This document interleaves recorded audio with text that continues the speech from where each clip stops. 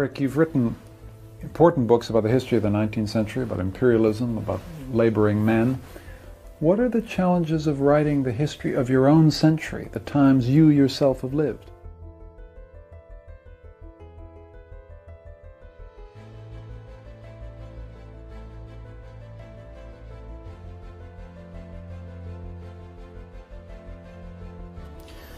Well, one thing that's makes it difficult to write contemporary history is that you need, it seems to me, a certain amount of distance. Emotional distance as well as chronological distance from it. It's possible to do this now since the end of the 80s, beginning of the 90s, because you can look back and see the period from 1914 or thereabouts to 1989, 91, thereabouts, as something belonging together, as not simply a tract of time, but something which has its unity. What then is the shape of that period, the short century? I think the shape is, it begins with the breakdown of 19th century society. The breakdown, the reconstitution of capitalist society on a different basis. One of the byproducts of this breakdown was the October Revolution and the enormous effects globally which it had. Now, this period is over, and we find ourselves in another of the historic moments when we find the existing world system, if you like, the world economy, world civilization, working up towards, or perhaps in the process of, a major restructuring, a major change, in direction which may not be easy to predict, impossible to predict. What I noticed in your introduction to the book was a sense of historical change destroying the continuity between generations, erasing the past as it progresses, so that what's truly terrible about this century is people can't remember. And it makes a historian's job more difficult. It makes a historian's job more important. But there's this continual sense of the tape of the historical past being erased from people's memory by the sheer pace of change. I think this applies to the younger generations, post-war generation, more than anything else. And I think it happens not so much because of the pace of change, but because of the change of character of society, which concentrates on the individual rather than the individual as part of a community, a society, a continuum between generations, and on the now, namely buying things, enjoying things, here and now. And that's the enemy of historical continuity and historical memory. Yes, because for one thing, you see, the mechanisms, in the past there are always mechanisms by which the young generation is linked with the older generations. For instance,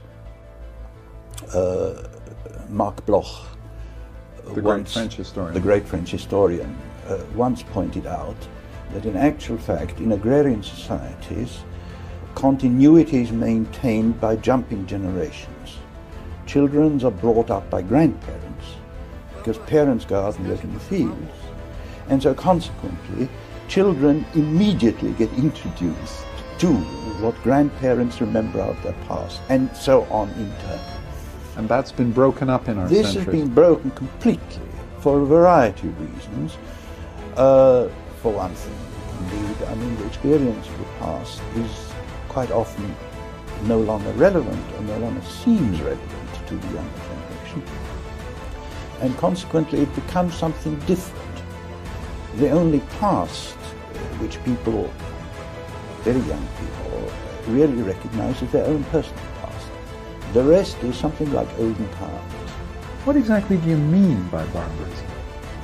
I mean, firstly, that in some sense, the rules of social behavior, which tend to govern all societies, must govern them if they aren't too disintegrate into some kind of Hobbesian anarchy, are under threat or under disintegration because of the changes in society which we seen and through Çağı. But I mean, which changes are producing barbarism within the capitalist world? For one thing, the growth of big cities, and I suppose I would say the fact that the mechanisms for keeping these things under control in the past are either weakened or may possibly disappear. Which mechanisms do you mean? The state, for one thing. You yourself, if I may say so, have pointed out that one of the reasons why in Yugoslavia you find that there is this extraordinary, uncontrolled outburst of almost erotic, I think you say, violence, is that these countries have got used over a long period to government and law having the monopoly of legitimate violence. This now disappears. There are no other rules about how to treat violence and what to do, and the result is indeed cruelty, atrocity, barbarism. So barbarism means, to use your own phrase, the democratization of violence. That, I think, is one aspect of it. That's obviously the aspect which we mostly notice. But at the same time, it seems to me that barbarism is also, much more specifically, the gradual weakening of the standards and aspirations of 18th century rationalism, the 18th century enlightenment.